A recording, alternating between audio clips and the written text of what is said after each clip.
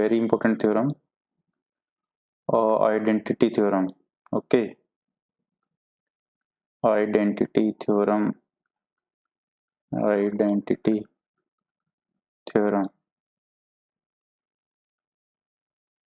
Okay, so basically ये theorem क्या बोलती है कि लेट अस से कि ये कोई डोमेन डी है.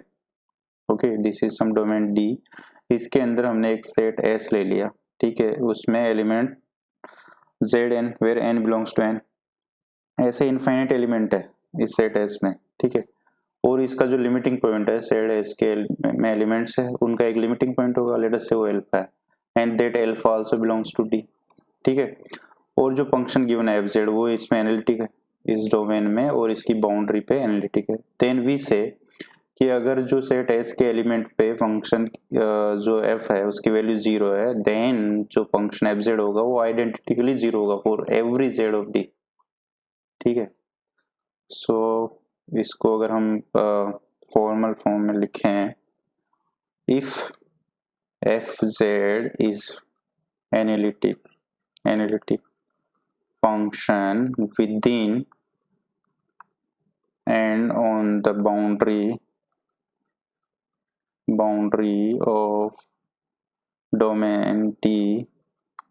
ठीक है, and a set S which is defined as Z such that Zn belongs to Z equals to Zn where n belongs to n. ठीक है, a set which is subset of D and f Zn is 0 for every Zn belongs to S, then f Z is equals to 0 for every Z belongs to D. ठीक है, if f Z is an analytic function within and on the boundary of domain D and a set S which is part of D is defined whose element are of the form Zn. ठीक है, and it is given that f Zn is 0.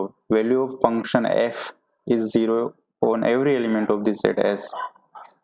ठीक है, then f Z equals to 0 for if 0 for each Z if limit Zn से alpha belongs to D.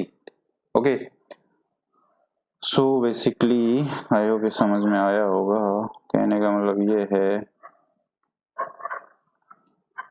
मतलब ये है कि कोई भी सेट एस ले लिया हमने which is defined as Z N where N belongs to N. ठीक है, जैसे हमने ये सेट ले लिया 1/n. ठीक है, where N belongs to N, तो इसकी लिमिट पॉइंट क्या होगी? इसकी लिमिट पॉइंट होगी when limit N tends to, इसका लिमिट पॉइंट होगा 0. ठीक है, और हमने एक कर्व ले लिया जे मॉडल जेड इक्वल्स टू 5, ये ले लिया. ठीक है, तो इसमें 0 जो है लिमिट पॉइंट, ये कर्व है, इसकी बाउंड्री के अंदर जो डोमेन है मींस ये डोमेन क्या हो जाएगी इसकी model Z less than equals to 5. ये जो डोमेन है ये पॉइंट इसमें लाई कर रहा है. ठीक है, और ये जितने भी पॉइंट है इनका जो लिमिट पॉइंट है वो इसमें लाई कर रहा है. ठीक है, प्लस एफ जेड जो है हमारा, लेट अस से कि एफ जेड गिवन है कि एफ जेड की जो वैल्यू है वो इन सब लिमिट पॉइंट्स पे 1/n पे 0 है इसकी value. these elements of this set S ये 0 है. तो ये आइडेंटिटी थ्योरम क्या बोलती है कि जो एफ जेड है ना वो 0 होगा आइडेंटिकली अगर जो लिमिट 1/n है वो इस डी में लाई कर रही है और इसकी लिमिट क्या है 0 है which obviously lies inside this curve. ठीक है, सो आई होप समझ में आया होगा. Let us prove this, then will take some example also. इसका प्रूफ भी इम्पोर्टेंट है बिकॉज डायरेक्ट ही ये क्वेश्चन आ जाता है, डायरेक्ट प्रूफ कुछ ले जाता है in the form of a question. ठीक है, सो ओके, हमें गिवन क्या है? Given that F Z N is 0 for each Z N belongs to S. ठीक है, मतलब सेट एस के जितने भी एलिमेंट है उनके लिए जेड एन 0 है और obviously set S is lies inside domain D. ठीक है, अच्छा अब ये भी हमें गिवन है कि जो इसका लिमिट पॉइंट है वो अल्फा है, लेट अस से अल्फा है और वो डी में लाई कर रहा है. ठीक है, अच्छा further F Z is analytic in and on the boundary of D. ठीक है, तो क्या होगा, then F Z will be continuous as well, ये कंटिन्यूस भी होगा, ठीक है। अब हमने ये जो डोमेन डी ली है, इसके अंदर जो सेट एस है और उस पर लिमिट पॉइंट एल्फा आ रहा है, जैसे ये एल्फा है, तो इसका जो एप्सिलॉन नेबरहुड है उसमें ये जेड एन पॉइंट्स लाई करेंगे। भाई लिमिट पॉइंट की डेफिनेशन ही हमें पता है कि क्या है, लिमिट पॉइंट क्या होता था कि उसका जो एप्सिलॉन नेबरहुड है वो सेट के कुछ एलिमेंट रखता है, ठीक है। तो इसके अगर एप्सिलॉन नेबरहुड में हम देखेंगे तो there will be infinite number of Z N means element of S, ठीक है, जहां पे फंक्शन की वैल्यू 0 है, we know that F Z N is 0, ठीक है। इसका मतलब क्या हुआ कि जो एफ एल्फा है दैट उसकी वैल्यू भी 0 होनी चाहिए। वाई इज इट सो, क्योंकि एफ जेड कंटिन्यूस है और एल्फा के नेबरहुड में फंक्शन की वैल्यू 0 है, तो उस पॉइंट पे भी 0 होनी पड़ेगी, तभी तो कंटिन्यूटी होगी, ठीक है। दैट गिव्स कि एफ एल्फा इक्वल्स टू 0। पर अगर एफ एल्फा 0 हो जाएगा, अगर एफ एल्फा 0 हो जाएगा, यहाँ पे एल्फा क्या है, एल्फा जो है ये आइसोलेटेड रूट नहीं है, this is not an isolated point, क्योंकि इसके नेबरहुड में इनफाइनाइट पॉइंट है जहां फंक्शन की वैल्यू 0 है। बट वी नो दैट जो roots of analytic function F Z होते हैं दे आर आइसोलेटेड, ठीक है। तो ये चीज ट्रू नहीं हो सकती, इसका मतलब ये तभी पॉसिबल है जब एफ जेड है वो आइडेंटिकली 0 होगा। ओके, सो आई होप ये समझ में आ गया होगा। इसको हम लोग फिर when will discuss singularity will take it further, ठीक है। अच्छा, इसी में ये पूछ लिया जाता है कि सेम चीज है, उसमें बोल दिया कि एफ एंड जी ये दो फंक्शन है, they are analytic in a given domain D, ठीक है। And it is further given कि F Z N equals to G Z N, ठीक है, वेयर ये जेड एन जो है these are element of a set S, S एक define है जिसके एलिमेंट जेड एन है, एन बिलोंग्स टू एन, ठीक है। And obviously this is contain in domain D, ये गिवन है। तो इसमें क्या करेंगे, हम एक नया फंक्शन लेंगे H Z N that is equals to F Z N minus G Z N. इसकी वैल्यू कहाँ पे, इसकी वैल्यू 0 होगी जितने भी जेड एन पॉइंट होंगे। अब ये पहले जैसा हमने अभी प्रूव किया वो उसमें कन्वर्ट हो गया, ये 0 होगी, अगेन जेड एन का जो लिमिट पॉइंट होगा वो एल्फा होगा और डी में लाई करता है, पर इस क्योंकि एल्फा के नेबरहुड में जितने भी जेड एन पॉइंट है वहाँ पे एफ जेड एन 0 है, दैट मेक्स की एफ एल्फा भी 0 होना चाहिए, क्योंकि अपना जो फंक्शन है ये कंटिन्यूस है। But F alpha can not B 0 क्योंकि इट इज नोन कि जो एनालिटिक फंक्शन होता है roots of analytic function F Z are isolated, ठीक है।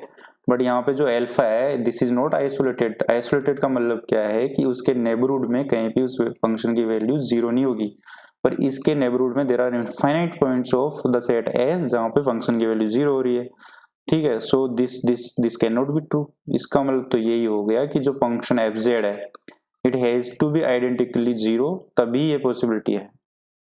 ओके, यहाँ पे H Z has to be 0 for every Z belongs to D, जब एच जेड 0 हो जाएगा तो F Z equals to G Z, hence prove. Okay, so this is very important theorem, इससे questions आते हैं, ठीक है। ओके, इसका एक एग्जांपल ले लेते हैं। Example, it is given that f1 by n is equals to 1 by n, okay, for each n belongs to n, ठीक है। n f a function f z is analytic in let us say modulus z less than equals to 1, इस domain में ये analytic है, ठीक है।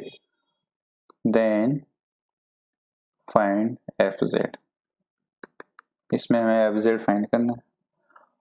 तो देखो इसमें हम क्या करेंगे, let us take H 1 by n as F 1 by n minus 1 by n, ये हमने डिफाइन कर दिया H 1 by n। So H यहाँ से हम क्या बोल सकते हैं कि H 1 by n will be 0 for each n belongs to n, ठीक है। और हमने एक सेट, ये नेचुरल नंबर है, हमने एक सेट डिफाइन कर दिया 1 by n where n belongs to n, ठीक है। ये सेट है, तो सेट एस में कौन से एलिमेंट होंगे, 1 by 1 1 by 2 so N 1 by n। इसका लिमिट पॉइंट क्या होगा, limit point of set S क्या होगा, when n tends to infinity इसका लिमिट पॉइंट होगा 0 which is a singleton, only 0 will be limit point for this.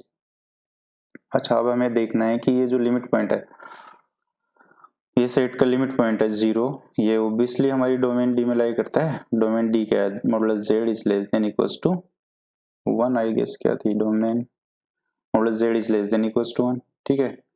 So obviously 0 तो इसका centre है, तो इसके ये हमारी डोमेन है, इसमें 0 इनसाइड लाई कर रहा है, ठीक है। सो आइडेंटिटी थ्योरम की कंडीशन सेटिस्फाई हो रही है, लिमिटिंग पॉइंट इसमें लाई कर रहा है, ठीक है, और सेट एस के एवरी एलिमेंट पे इस फंक्शन की वैल्यू 0 है, ठीक है। सो क्या होगा, so that by identity theorem we can say that S Z जो होगा that will be 0 for every Z belongs to G. So इसका मतलब क्या होगा, एस जेड 0 मतलब क्या होगा, F Z minus Z, 1/n को हमने जेड पुट किया, that will be 0, that give F Z equals to Z, ठीक है। अब देखो ये ट्रू भी है, एफ जेड एनालिटिक भी है, ठीक है, और इस कंडीशन को सेटिस्फाई होगा। तो आई होप ये समझ में आ गया हो, तो इसमें इतना ही।